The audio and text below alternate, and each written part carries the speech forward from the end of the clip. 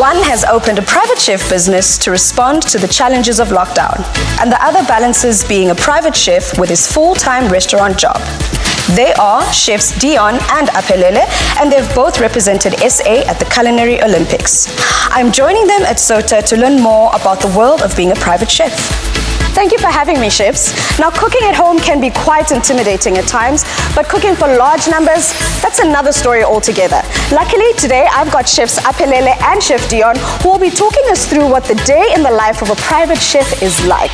Chefs, what's on the menu today? What we have on the menu today is we have baked mussels with harissa aioli, and then the second dish that we're having yeasted cauliflower, and then it's charred, and then with some pickled grapes on it, and then we break it off with some mint oil. Yeah, I'm just going to be taking you all down to India. We're going to be making some dal tadka, one of my death row dishes. Some paratha, aloo paratha. It's stuffed inside of this dough, and then we roll it out and fry it in ghee. It's really nice, flaky, perfect thing for lunch to have with your dal. And then we're going to make some onion bhajji. I know this is a big favorite, so I thought this would be a nice addition to the tasting menu. Well then, Zanzi, if you want to get your hands on these amazing recipes, head on over to afternoonexpress.co.za. Chefs, let's get cooking. What do you want us to do? Okay, right now we're going to be starting off. You that side to me, you're going to be making for us breadcrumbs to crumb up the mussels. The mussels are already shelled. So what you'll be doing for us, you'll be chopping the parsley. And then you, Chef D, you're making us the aioli. So break off the eggs in a bowl. And then you add your mustard, you got it, Chef. And then what I'll be doing this side is the red pepper. I'll be making the harissa. This, we're going to coat it with a little bit of oil. So this is going to go in the oven at 200 degrees for about 10 minutes. Okay. So you're going to be, baking this. So it's going to turn black in color. That's how you get the smokiness in it. So this will go in the oven now. Okay, and if I don't have access to an oven, I can use flat stove top? You can use a flat stove top. Just put it directly to the flame. If you have a gas stove, that is perfect. Put it directly on the flame. That's going to give you the black skin, and then it's going to be easier to peel. Okay. I'll just be taking this to the oven quickly. And then, Chef, I'm just going to get started with the mussels here. So I'm making the crumb like you mentioned. I'm just chopping up some parsley. With that, I've got some garlic, some breadcrumbs, and a bit of butter, and a bit of salt and pepper. So you basically want me to mix all of this together? Yes. And then I'll be putting that crumb then onto the mussels? Yeah, individually on those mussels. Okay. So you're going to mix everything together and make sure it's all separated, not sticking together into a bowl. And then while Chef Dion there, he's crushing the garlic for the aioli. And then what I'll be doing here is toasting up the seeds. So we're going 1 teaspoon caraway seeds, and then we're going a teaspoon of cumin seeds. So what I'm doing here is releasing the flavor from the seeds because they tend to get stale if they stay too long. Releasing the flavor, the oil, and the aroma in this. Perfect. And Chef Dion, I see you just added salt to your cutting board. And yeah, so we roasted the garlic and just got a bit of char on it, so it gives a bit of more of the char flavor to the extra aioli. It plays with the harissa. I'm sure that's what you're going for, right, Aphelele? And then I've just added a bit of salt as I smash it. It just helps it crush it and mush it up a bit better. Because with the aioli, your binding agent is your mustard and your garlic, actually. These are toasted. The aroma is coming out now nicely. So these are going into a pestle and mortar. So I'll be crushing this to release more flavor right now. So for someone that doesn't have a pestle and mortar, what would be the next best option? A rolling pin, put it in a cloth and then just roll it, and then you're crushing your seeds, you're releasing the aroma that way. Or put it in a blender, stick blender if you have. Perfect, okay. Chef Dion, I see you've got your hands busy there. What's happening? Yeah, so I've just added 2 teaspoons of mustard, Dijon, to the smashed garlic clove, and then 4 teaspoons of white wine vinegar. I'm just going to add 2 egg yolks here, separate it, and then whisk it up, and then slowly in a steady stream add the oil to the egg, mustard, and garlic. Do you mind explaining to the viewers then why you're specifically adding the acid? Because you've added lemon juice and you've also made... So what the acid does is the acid sort of helps coagulate the egg, and it also helps thicken up your actual aioli at the end. Chef, I think this is chopped finely enough, so I've just gone in there with the rest of my garlic. A bit of butter goes in there, and I'm basically just creating somewhat of a crumble, right? Yeah, just a loose crumble with the breadcrumbs and everything else. Yes. Okay. Our red pepper is out now, so all the skin is lifted. So what I'm doing now, I'm covering it, so it's gonna steam. That's gonna help to lift the skin, and then it's gonna be easier to peel. So we're gonna set this on the side. So we already made one earlier. Okay. So what we're doing here right now, you're gonna remove cut it in half. We're removing the skin now. So take off the seeds. Did you always know that you wanted to get into the private chef business when you got into this industry, or did you start somewhere else? Started somewhere else, started working in restaurants and hotels. I mean, like with this whole pandemic happening, everyone needed to adapt. So, because most of the restaurants are closing up, and then people still needed to earn some money. Yeah. So that was the safest space to go to. And you, Shifty? Pretty much a similar story. I mean, I was at the Mount Nelson Hotel, head chef running the main kitchen. I was there for 11 years, and then this whole pandemic came in, so sort of was a spanner thrown into the works, so we had to sort of adjust and adapt. I mean, I started off with takeaways, doing some curry from home, and getting collections, picking up from there, and then slowly started venturing into the private chefing. But yes, absolutely that, just adapting to the new norm and trying to pick the positives on the new reality that we have and just move forward in the most positive way possible. Chef Dion, I see you're still whisking away there. I'm actually done now. I've just added the oil into the mustard, garlic, and the vinegar, just until it emulsified. It slowly thickens up. Add a little bit of it at a time, so you don't sort of get it to the point where it's going to split and separate. As it starts to thicken up, stop with the oil and go less and less until it comes together.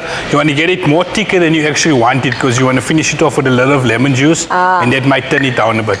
So we peeled off our red pepper. I added chopped chilies, dried chilies, fresh one. And then also we added all the spices that we toasted up. And then now this, we're gonna blend it. So this you're gonna blend into a puree. If you have this small amount, you wanna use a small container, because you want everything to pass through the blades. That's how you will get it to be smooth. And you won't need any liquid for that, right? No. The red peppers have already enough moisture in it. So my mussels are ready. Can I take these into the oven? Those will go in the oven for 10 minutes at 200 degrees, 220. And then you're just getting a beautiful golden color on top. You don't want to overcook your mussels also. The breadcrumbs will be protecting the mussels from overcooking. Awesome stuff. Chef, your mussels are ready. Thank you, Tumi. You can just have them over here. They actually smell amazing. I can smell the garlic that's in there and the fresh parsley. I hope they're golden enough. They are golden enough, and as you can see close, that the moisture that's coming from the mussel is still there, because you don't want to overcook them and then they'll be dry. Okay, I got your aioli here. Thank you so much, Shifty. Do you want to taste and check that it's right? That's perfect, Chef. Perfect. So to this aioli, so the harissa is done being blended. So what we're going to do, we're going to add 2 tablespoons of that. But depending how much your heat tolerance is, and then you can add more to it. That brings us to the very end of our first segment. We've made our baked mussels with harissa and aioli. This looks amazing. I can't wait to try it. But we still have so much more in store. Chef, we're making cauliflower after this, right? Yes, we're making yeasted cauliflower, the humble vegetable that people always tend to overlook. Well, awesome stuff. More of that coming up.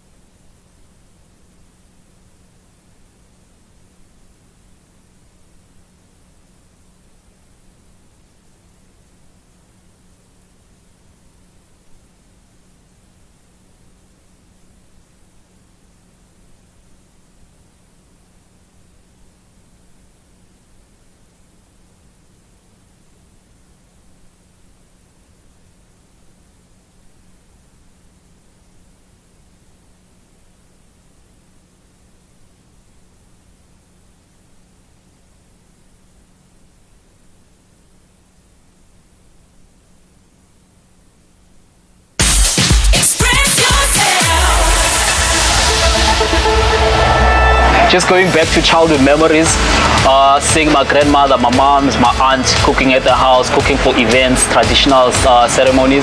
I think that's where my love for food really started.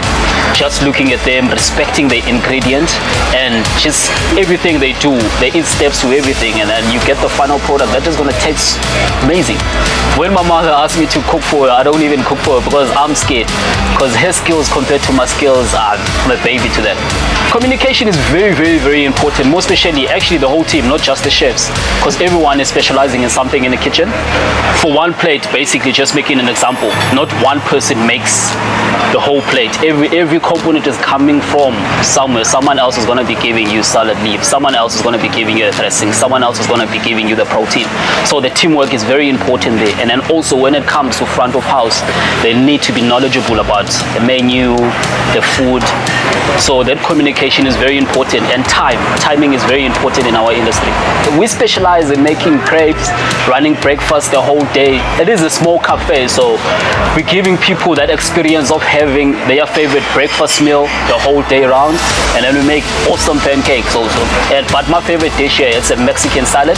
It's fresh, there's nothing cooked there. You got your sweet corn, you got your black beans that are marinated in Mexican dressing that we make here in-house. So that dish for me, it just stands out all the time.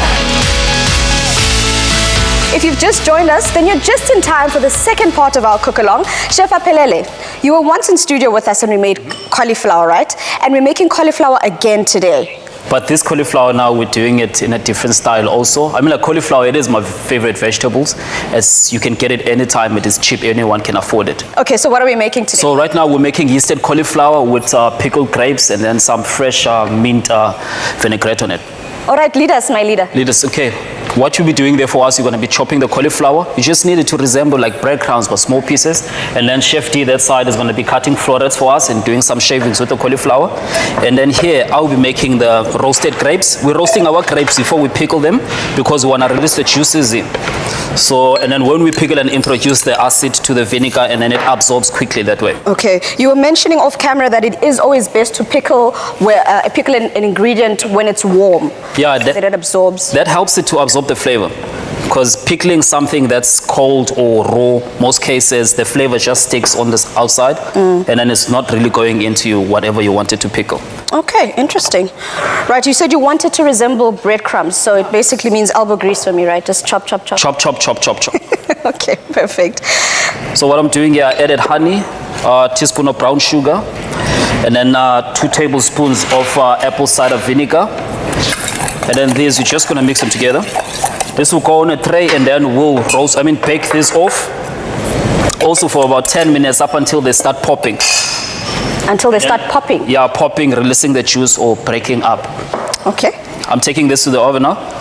All right, and Chef Dion, I see you're also busy over there. Just cleaning the cauliflower out. So what I've done is, I don't know if it's part of Apelile's dish, but it can be an additive because it's adding some raw. So the stems, I kind of slice them really, really fine and then shock them in ice water. It's a great addition to salads. It's got like this raw cauliflower juice flavor in it. And then the leaves are absolutely unbelievably tasty. It's like a cauliflower cos lettuce. Phenomenal. I was actually going to ask you that right now because I'm making the cauliflower. Do you remove the bark or the stem of it when you... I honestly waste nothing. So the heart of the cauliflower I used to pickle. I use them in purees, fermented pickles that take a longer time where there's no heat added to it. To be honest, I rarely use the florets nowadays because there's so much more applications with the rest of the cauliflower. Yeah, I mean, like I use the stalk also. If you shave it up into thin pieces and then deep fry that makes beautiful chips. But you need to be careful because that section of the cauliflower contains a lot of sugar in it, and then they'll brown up quickly. Just in half, please, Chef D. Now, Chef, we're talking about private chefing here. That's the theme of today's show. Has there been one dish that whenever you have a gig or something like that, that people always go to, you know, that they always ask you to make? You know, like, I want you to make beef stew, or I want you to make cauliflower. What's the one dish that people always ask for? It depends on the client mostly, like what they want, but you tend to have favorites that people go for. Mamorican lamb curry, they love that, with some pickled red onions. That is always a winner. And then also I'll always go back to my baby, the cauliflower with grilled aubergine. And then we have some sweet potato chips on it. People go crazy over that. I'm quickly going to check on the grapes now. Hear them sizzling. And Chef Dion, for you, is there that one dish that people always fall back on? To be honest, not even bragging, my scope is huge. There's nothing I cannot make. But I specialize in Indian cuisine, and I found that there's not a big market for it in the Cape Town area. So there's been a big demand for Indian cuisine because it's sort of like that specialized type of cuisine that you don't really find anywhere else. So I mean, I've cooked for some guys in the middle of the bush, and it's kind of the food that works with the surroundings. But I found Indian cuisine's been the number 1 sort of request. Wow, interesting. Both of you basically have experience in working in restaurants and working as private chefs. What's the major difference, you'd say, both industries? He laughs. Geez, it's huge. I mean, I was leading a team of 14. I mean, in a holistic point of view, there was about 50 chefs in the entire kitchen. Now I'm dealing with myself. So, I mean, I'd send myself voice notes in the evening. Yo, dear, I hope you have an amazing private function tomorrow. And don't forget to buy the dal because you forgot to purchase cream. And then make sure you set the yogurt before you leave because if you forget that, it's going to be a big mess up. And then lastly, just have fun tomorrow. Then the next day I listen to my voice note. It's a handover I gave myself. So, I mean, it's a completely different world. The stress levels have dropped. I mean, you can listen to my voice. I can hear. So calm and cool and collective. So, yeah, it's an entire different game baller. All right, and I see it's got a bit of charred bits on there. Is that what you want? Or? That's the color we're looking for because that helps it also to release the nutty flavor from the cauliflower. Because cauliflower tend to be bland if you just blanch it. So this introduced another flavor element to this also. And I mean, Chef, you're charring over there, right? Yeah, so I'm char grilling the cauliflower. We've just cut them in half. And a good tip to charring vegetables is get your pan absolutely hot, a very high heat. Always use all your senses, feel it literally.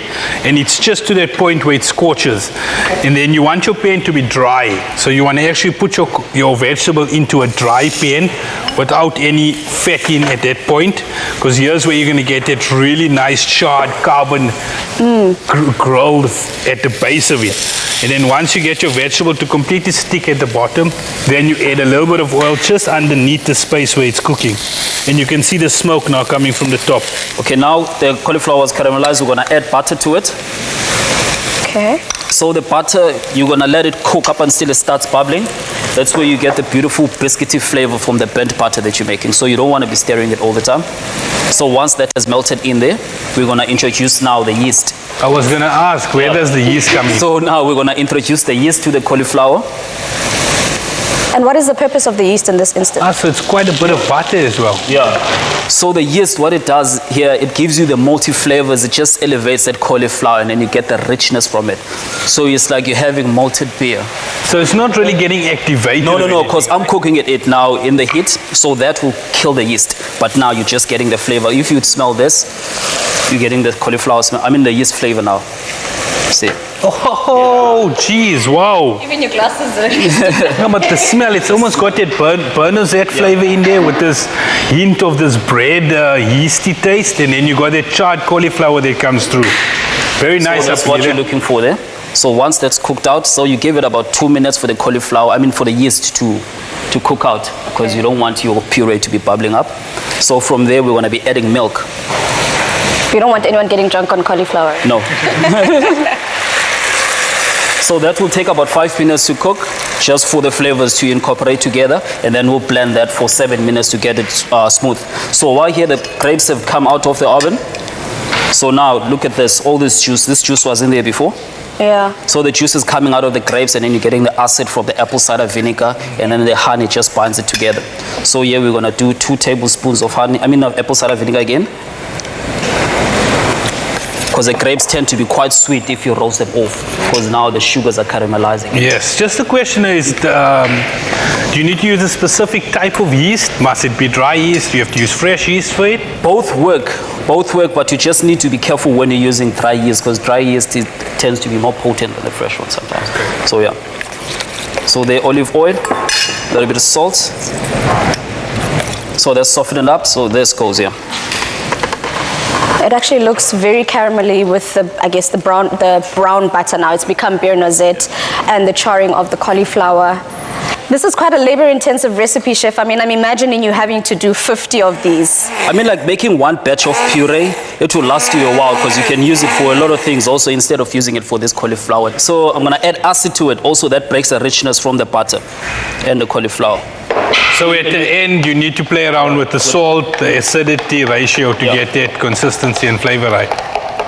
That's quite interesting, chef, because most people would assume that that's perfect as is, but I guess it's also playing with the palate because the tongue has the different senses here, sweet, sour, so that's where you're basically touching. This is perfect now.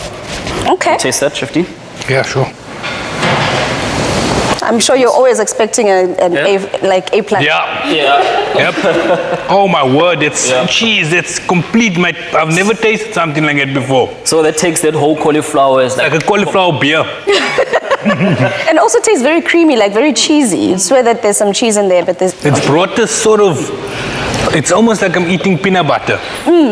I know, right? It's nice. Right now I'm just infusing olive oil with some mint, fresh mint then. And I see all the textures we're talking about now. You've got that nice creamy puree in the center. You've got the crunchiness of the cauliflower that you charred, which is going to bring in that smoky flavor. And then you've got the sweet and caramelly flavor or sweet and sugary flavor of the grapes with that acidic. And that vibey, pickly grapes that just cuts through and cleans everything out. And then that fresh cauliflower to end the crunch at the end. So yeah. Okay, guys, I'm getting ready to dig in, but there's still more, guys. We did say that we've got two different types of themes. We've got the Mediterranean chef Aphelele, and then we're going a little bit Indian now, right? Yeah, we're going full on Indian now. Not a little bit of Indian. Then we've got an Indian theme coming up, so do join us after these. Express yourself.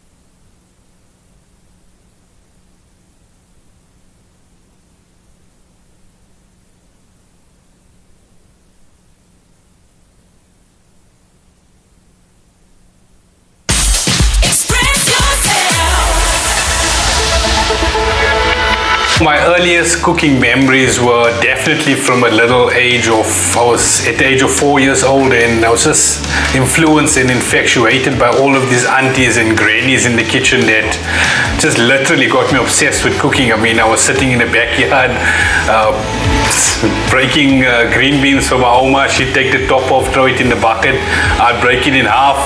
I mean, I'd literally stand there with the stemper and just stem. I've worked in restaurants most of my life in the beginning, which was quite cool. I ventured on into hotels and kind of got stuck there for about 12 years or so, which was very challenging. I think the most difficult part about cooking for me was that step from a line cook to management. It was such a turnover, a 360 sort of flip on life, because you were cooking, you were enjoying what you do, and it was easy to do that. You didn't even have to think about it. Now you get into management and there's a whole lot of other things that come together with producing food. Moving from that sort of world to private chefing has been completely different. I'm now at the point where I can relax and take 4 hours to cook something opposed to rush it in the space of 2 hours because you need to meet deadlines. I've entered millions of competitions and I got rejected. Competition by competition, I never got in. I felt like giving up so many times, but I just kept my head down and I kept on thinking, how is this little playing Benoni boy going to get himself out of there? I got into Unilever for the first time, 2011. I was so stoked. Did the regionals, won the regionals, so stoked, got to the finals. It was Egypt, Pakistan, Dubai. It was big, it was huge at that time. I never thought I was going to win this thing, like, to be honest. The plates that came past me were next level, and I'm this little 23-year-old that's so wet behind the ears. I never knew the capability of my skill and passion at that time. And here they start announcing third place, second place. I'm like, okay, it's inevitable. I'm not going to get first place. And then boom, all the way from Cape Town, Dion Vengetes. So from that 2011 Chef of the Year was this, the door opened up for me, and I just kept my head focused. I kept on entering competitions, got invited to join the South African culinary national team. Worked hard and hard on that. I mean, to the point where I got called the second year back, the second term back, and I was privileged enough to captain the team. I mean, I would have never ever in my wildest dreams, this cow-foot Indian boy running in the streets of Actonville, captaining the South African national culinary team. I mean, I have to say that I am still currently in the run because I'm representing South Africa in the Middle East in the Global Chefs Challenge. I will be competing this year in Wales, so just keep on tuned, watch my space, and yeah, just back me up. Whoever said 3 is a crowd clearly hadn't spent the day in our kitchen. We're about 2 recipes in, and we're on to the third one, Chef, and we're taking it a little bit to India now, right? Welcome to India. All right, Chef, what are we making? Run us through it. Let's get into this recipe. Okay, so we're making my detro dish, which is dal, the most simplest, easiest component or dish to make in the Indian cooking. Okay. It's basically like a soup, but we normally eat it over our rice dishes or biryani or so forth. And then we're going to be making paratha. In basic terms, what's a paratha so that we at least... It's a flatbread that's layered with ghee in between the layers when it's plain, and it's pan fried. So it creates a lot of flaky layers in between. When you stuff it, the stuffing is layered in between. So it's really nice. It's a beautiful lunch snack. That sounds amazing. And if you want to get your hands on this recipe, make sure to go to afternoonexpress.co.za for the full breakdown and ingredients list. Chef, what do you want me to start chopping? Okay, perfect. Apilila, you can just add, so we got 2 cups of flour, we're adding it to the bowl, and then we're going to add about a tablespoon of olive oil, and he's just going to work the oil into the flour. Okay, so what? Am I using my finger? You're just going to crumble it through with your fingers. In the meantime, I got the lentils over here. We've soaked this overnight. It's important because what happens, the pulse sort of soaks up the moisture and it swells up slightly, so it rehydrates, which is very, very important. The second step when cooking lentils is you need to make sure that you wash your lentils thoroughly. You want your lentils to be so clean where the water's basically clear. So I've kept some of it with the water so you can look at it over here. Literally about 10 times. So don't stop washing it until the water runs clear. Once you're done with that, you need to make sure that you have boiling water to start your process off. So I'm adding my lentils to the boiling water. Okay, a bit of water inside of it. So how much water would you put in there? Because you've already I would say 4 parts water to 2 parts lentils. Okay. In terms of the boiling, it's very important that you keep a bowl with a ladle and some water inside of it, because you need to skim all the scum that comes to the top. So the pulse has a lot of starch inside of it, and it's unwanted, unpleasant starch that's currently inside of it. So we want to boil it and get most of it out of it, so we get this clean, sort of luscious lentil flavor at the end of it, and not that over earthy, unpleasant sort of taste. All right. Interesting. Okay, so for the filling, we've taken some potato, we've boiled it and just grated it over here. You're just gonna finely chop about half a teaspoon of ginger and a bit of this garlic to go inside of the potato for me, and I'll give you some herbs to add to that now. Perfect. That's for the paratha filling. Okay, how are we looking here, Chef D? At that point, we're 100% perfectly on point. Now we got boiling water. 1 part boiling water, 2 parts flour. We're going to add it to the flour mixture. Use a spatula when you're making your dough. If you're unexperienced, it works much more easier with the rubber spatula, because it sort of doesn't stick. The dough doesn't stick to the spatula. Yep. Okay, we can see over here the scum is already coming to the top. So at this point here, you need to start skimming. Remember, you want a really good dal. It's attention to detail through the entire process. And Chef Aphelela, how's it looking there by your side? The moisture is actually absorbed here. So I'm going to transfer this to a surface now. So Chef D. Let's feed it. Let's feed it. Yeah, that's spot on. So how long do you want me to work this though? Just work it until it's a light, smooth dough. You don't want it to be too overworked. Yeah. Because you want that flakiness still inside of it. If we overwork it, it's going to be more stretchy opposed to flaky. Okay. So you don't want to activate the gluten in a sense? No, not at all. Okay, so at this point now, what I want to do is take green chili fresh. You just want to slice a few pieces and put it into the boiling dal. It is very important that the green chili is fresh and not cooked, because you get a different sort of aroma from the pepper. Okay. So at this point, what you want to do is just add a liberal amount of oil over it and sort of rub it in all over around. Cover it with cling wrap and let it rest for about 10 to 20 minutes before we portion it. Okay. How much of this ginger should I put in, Chef? Just much less, about that amount should be perfect. Okay, perfect. And then the same amount of garlic to that. Curry leaves, you can add a bit of dill. Am I chopping these as well? Yes, dill, fresh coriander, and a bit of mint. That's all going into the grated potato for the paratha filling. So Apilile, I'm going to give you these 2 tomatoes to dice. But just make sure that it's very, very fine. So you can slice it like this here. Yep. Okay. And you're keeping the skin on for those tomatoes? Yes. Okay, so at this point, I want to add the raw garlic to the boiling dal. Very importantly, just take note of what ingredients are going raw into the boiling dal, and the exact same ingredients that's being cooked later on and added to the boiling dal. Different layers of flavors from the cooked green chili, the fresh green chili, cooked garlic, raw garlic. So you literally want to sort of cut it into this paper thin slivers.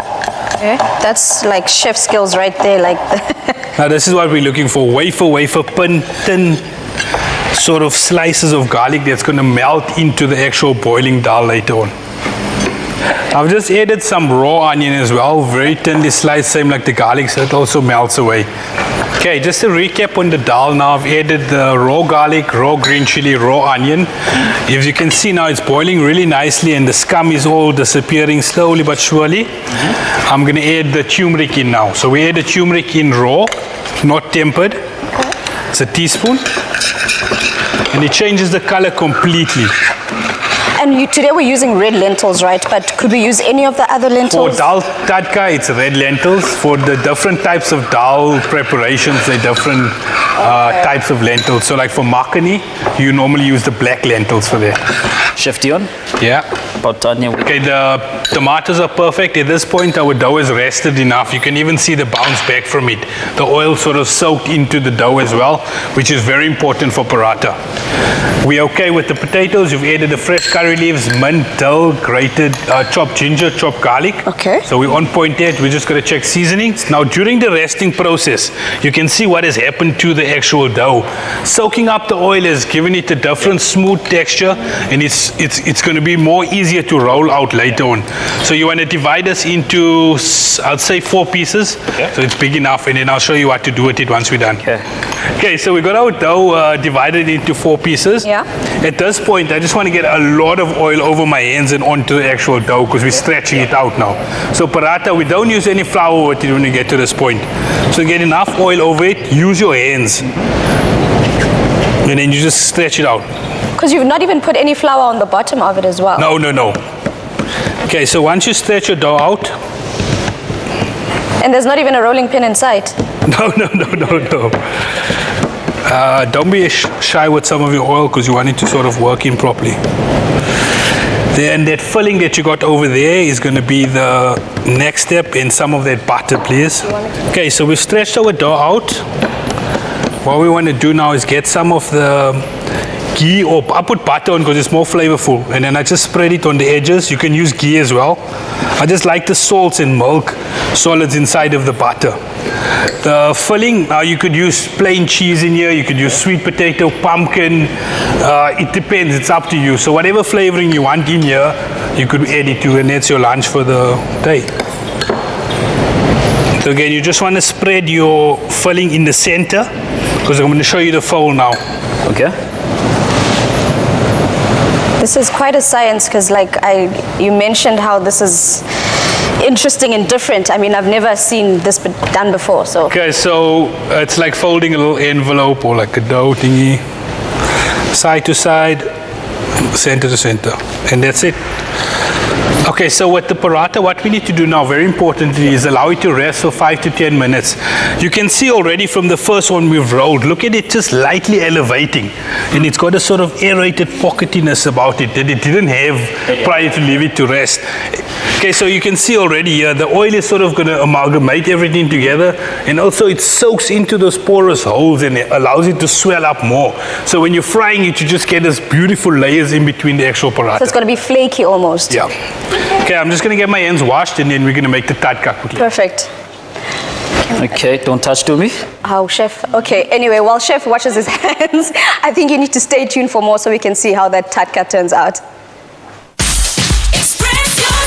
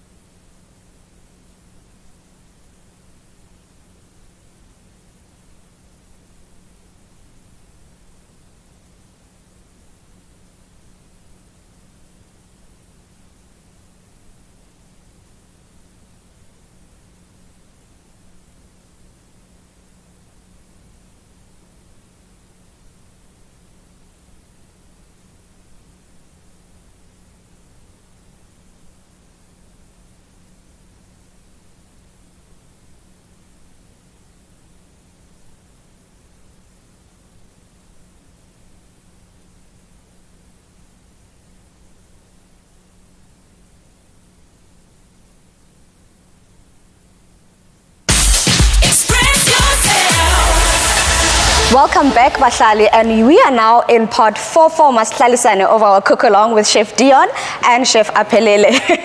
We took it to the Mediterranean a bit. Now we're making some Indian dishes that you've schooled me on because I thought I knew enough, but clearly I don't. So we're going to finish up the tatka and the aloo paratha, and then we're going to go into the second, or your second dish, but the last dish for the cook along. Yeah, we're going to be making the onion bhajji at the same time. Okay. So we've got chickpeas over here, but very importantly, you need to keep the brine inside of the chickpeas. So it's actually gluten-free and it is vegan. Yeah. So you're just going to mush this into the pan or lightly blend it into a pulse, and then you're going to add your ginger, garlic, finely chopped inside of this, the onions. Once we've got that base, sort of chunky batter base ready, and then the fresh herbs over here you can chop. That's all going to go inside of the actual bhajja mix. Back to the dal. Okay, so I've got the dal at the point where the lentils are cooked thoroughly. As you can see, we haven't blended this, but the garlic has disappeared. The onions have disappeared. The green chili is still floating in there because I love eating it later on. And now we're going to be doing the tatka. Okay, so you want to get your pan to a high heat, and we want to add a liberal amount of olive oil. I'll say about a quarter cup of oil. Sorry, not olive oil, a neutral oil, sunflower oil, because you don't want to add additional flavor to it. You'll notice when you're cooking curries as well, you never add chicken stock or lamb stock or beef stock. It's always water, because you don't want to bask away from the spices. Remember, your spices are the shine. So you want the water just sort of like elevates it, like salt just enhances it. Yeah. If I'm going to add chicken, it's going to turn into a stew. Yep. You're going to get the spices sort of lifting up and coming around. Is this a chop you're looking for, Chef D? That is perfect. And Chef, since I'm chopping up some herbs here, I've got some of the stems. Should I? All of it. The stems are so important because the stems have more flavor than the leaf itself. And I cannot for the love of me understand why everyone throws it away. I mean, give me all your stems. I'll keep them at home and you can take all of the leaves. Let's add the spices in the beginning. So we got, this is called Kadusiro. It's a combination of cumin seeds and black mustard seeds, equal quantity. Into the pan. And it's a light sizzle now. You can sort of see it coming to the top, and that's exactly what we want. If it's too hot, it's going to burn. Okay, so at this point, we're doing our tatka, which is the tempering of the spices, and then adding it to the dal that has been boiled with fresh garlic, green chili, onion, fresh flavors. Now we're cooking some of it. Okay. So your Kadusiro, equal quantities of cumin and black mustard seeds. Just a light sizzle, as you can see, it's sort of lifting up to the top of the oil. It's not burning at all. A subtle infusion. I can smell it from here, actually. Get the curry leaves inside. Again, you can hear the temp is very gentle. I'm going to add the powdered spices last so it doesn't burn. Okay. But of the chopped garlic and the green chili again. And then I've got some turmeric and a bit of fine red chili powder. You can actually hear them popping, the seeds and the leaves in there. So this is what tatka is. Yes, it's the tempo basically. Adding the oil to the cooked. So adding oil to water. Exactly, but you want to make sure that your oil is hot when you add it to the boiling dal, because you need to hear this. Okay. That looks amazing. The smell coming from there is... It's insane, huh? It's I'm crying here this side, D. How many onions do you need? At this point, we want to add the tomatoes that we've diced as well, and then we're going to leave it to slowly simmer just so the spices that have been tempered, the tomatoes all sort of amalgamate and infuse and create that beautiful, luscious dal. Okay. So is the onions going in here also? Yes, the onions are going to go in there. So back to the bhajji, we've added the ginger and the garlic to the semi-blended chickpeas with the liquid of the tin. And then we're slicing the onions, which is 500 grams worth for 1 tin. A lot of onion, it is onion bhajji after all. Very, very finely sliced so that the onions sort of lightly temper as it's frying and you get this crunch, but also that soft sweetness from the cooked onion. All right, and Chef, do you want to perhaps just explain to us what a bhajji is? To be honest, it's quite simple because bhajji is basically a fritter. Okay. It's simple as that. Okay, perfect. Okay, mix everything together now, eh? Yes. Okay. Yeah, you can put that other onion in as well. Also the whole one? Yeah, the whole one, 500 grams. Okay, and the herbs are all chopped up. Okay, so we're going to get that herbs and we're going to add it to the mixture over here, and then we're almost done. Okay, our dal is actually done at this point. It's just to add the fresh coriander to it, which you can chop some for me over here. Okay. And then the bhajji mix, we're going to finish off with the spices, and then we should be good to go. It looks good already. Okay, should be good. So I can just roughly chop this. Yeah, and then we add the corn flour to this now. And why corn flour instead of normal cake? So it's all just still good gluten-free as well. And the corn flour makes it more crunchier. Okay, Chef D, that's incorporated now. Eh? Yeah, okay, we're good to go there now. So you can just mush it a bit more so that onions sort of bruise up a bit. Okay. Then while you're doing that, we'll add our spices. Your smoked paprika, turmeric, and your fine chili powder. Okay. The dal, we are done. Have you chopped the coriander? I have chopped it up, Chef. You may pass it over here. Done. Okay, so there's your dal over here. The most important thing that makes your dal so luscious, and you can keep this dish completely vegan at this point because it's beautiful as it is. To take it to the next step, you're going to add a lot of butter to it. So you just want to mount butter that's at room temperature into your dal and then sort of work it till it emulsifies. If you can just keep on rolling that. Okay, so the one that we folded, not the roll out one, you just want to lightly stretch it, but not too much because you want to keep it in those sort of folded pockets. Okay. The side that we attach together, you drop flat into our pan, and then we slowly bring the heat up. Okay. So you start on, let's say, medium. On a medium, and then bring it up to higher heat. Are you going to be adding any acid to this? Yeah, we're just going to add a touch of lemon juice to that, and then work it through. I was actually about to ask you, how do you know that your oil is up to temp? You can just take a wooden spoon or just drop a little stick inside, and once it starts sizzling like that, you know we're spot on. It's a little bit too high actually, so I'll drop it down a bit, and then we can start frying the actual fritters. Yep. Okay, cool. Yeah, let's turn it now. It should be ready. Ah, perfect. So you can see now it's slowly cooked in between those layers. Now we're going to play around with it so we get the same color on the one side, turn it over, and then again. Then we're going to pop it in the oven just for a few seconds to cook through. And like we said, we want to get a charred wood flavor around the actual paratha. Okay. Just this is important. You'll see once you drop it in, it sort of just comes together. So that you would have expected it to sort of like... Now, Chef Dion, on a scale of 1 to 10, how much would you rate this? Because I rolled it, I'll give you a 5. Oh, wow. After all that hard work. It's okay. Apples, if you can just take this out, our bhajji is perfect. Once it floats to the top and you see the bubbles start reducing inside of the oil, it means that it's cooked because most of the moistness of the actual bhajji is being cooked out and it's become crispy. The paratha is perfect. Cool. I'm going to pass this over to you, Chef. I'm going to get my appetite ready because the smells that are coming from this kitchen are definitely inviting.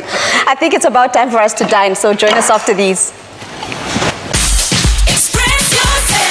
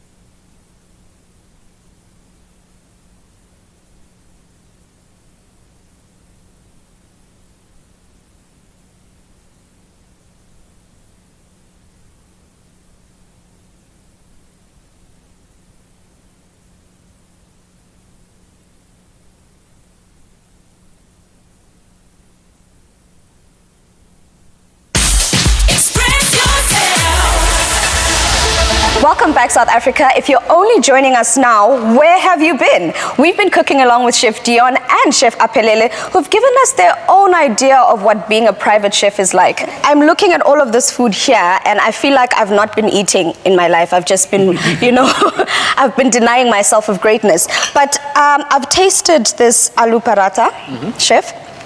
Thank you. We said we were here to break down stereotypes. Thank you, Chef, because you've basically shown me that I've been eating the wrong kind of Indian food, You've debunked a lot of stereotypes, but you've also made it seem so simple because the recipes that we did here were so easy and simple. And it's literally, it is what it is. It's simple cooking. It's just about the time and effort put into it, using fresh spices, fresh ingredients, and just putting a bit of love in it. Are you tasting that flakiness in the aloo paratha? You can taste that flakiness. I mean, like I was just asking Chef T behind the scenes now, did he add a little bit of cheese in this? Because it tastes like there's cheese inside, but it's just potatoes. Yeah, it's amazing. And I mean, I don't want to brag, but Chef, you've outdone yourself. You've done really well. I'm tasting all the herbs that we put in there. There's the curry leaves, there's the garlic, there's, all of that went into the potato filling. There's fresh flavors in, yeah. It's popping. It's popping. Let's get it popping. I must say the mussels are outstanding. Geez, they're so moist. It's got that natural clean flavor of the mussel coming through. I really dig the crumb. It's like usually, I mean, I was very skeptic about it because this crumb mussels always come out dry. In the crumb, it's like you don't even taste the breadcrumbs. You just taste the fresh herbs. It just bursts through in the lemon. And then you get that harissa oil that's popping out. A bit of a kick, yeah. Kicks it. Just a surprise one. Just hits you at the end. And Chef, this is the first time I'm having onion bhajji, right? Is it? Can I just give it a bite and then I'll let you know whether I'll be Wow. I think what I like about this is the fact that you've added so many different elements and we can taste them. We can taste the herbs, the crunchiness, the chickpeas, because some of them that are on the inside are nice and soft. The ones on the outside are nice and... It's a textural... And what I dig about it, it's gluten-free and it's vegan. Boom. And it's delicious. That's top of the pops. It is divine. And the dal. The dal, which you basically introduced to me. I didn't know that there was such a cooking technique. It's called tatka, right? Where you basically take the liquid that is a water-based liquid, basically, and you add the oil to that, which in most cases we're told not to mix water and oil. That brings me to my next point. I mean, we're in 2021 now. You guys have basically diversified and revolutionized how you're doing things. You went from being solely chefs in a restaurant, you still are, but you're also doing a lot of private gigs. And what is 2021 looking like for you? At the moment, it looks promising, but I mean, like with this pandemic, no one is really quite sure what's happening. We were hoping that things by now would have changed, but it doesn't look like that. The private space, it is providing that comfortness in it because you know that, okay, at least there is people that want to eat stuff outside. But yeah, I don't know. How do you see it? I just think we all need to take ourselves back to ground zero, when we started off as chefs. We were excited about the piece of bread, government loaf. I'm getting goosebumps talking about it. We were excited about the most simplest green or herb you'd find in your vegetable fridge. And then we become these superstar chefs and we forget about the basics. So all I'm saying is just forget about the egos. Go and cook whatever you need to cook because it's our passion. If I'm going to be standing in a trailer and cooking fried eggs on a roll for people in the morning, I'm going to be doing that. It's our passion, so we just need to forget our egos, find a new normal, and stick to it. Preacher, preach. I don't think I could have said it any better. And South Africa, that's where we're going to end it. I'm not going to say even any more than that. But from us here, it is good night, stay safe, and happy eating. Every love story is beautiful. Celebrate the month of love with your family favorites. Made with Love by Clover. Another feel-good production.